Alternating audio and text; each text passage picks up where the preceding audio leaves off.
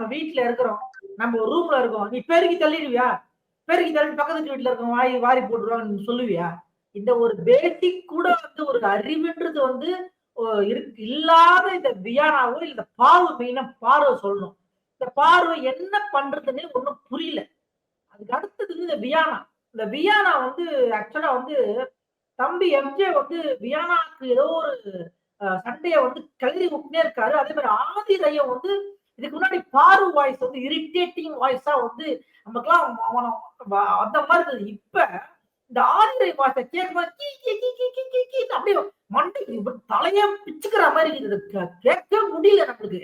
அந்த மாதிரி கியா கியா கியா கியான்னு கத்திக்கிட்டு என்ன வெறியா ஆகுது. இந்த ஆதிரையும் இந்த எம்ஜிஆரும் வந்து அவங்களுக்கு லக்ஸுரி வந்துச்சு. அதாவது நமக்கு வந்து இது ஒரு கொத்த அடிமைகள்.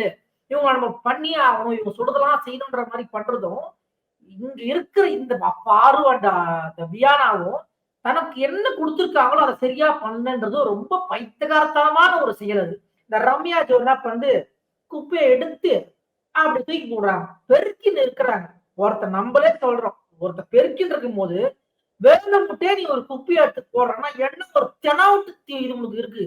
ஒருத்தன் பெருக்கும்போது தான் நீ குப்பைய போட்டு இங்கேயும் சேர்த்து பெருக்குன்னு திமிரு காட்டுவியா?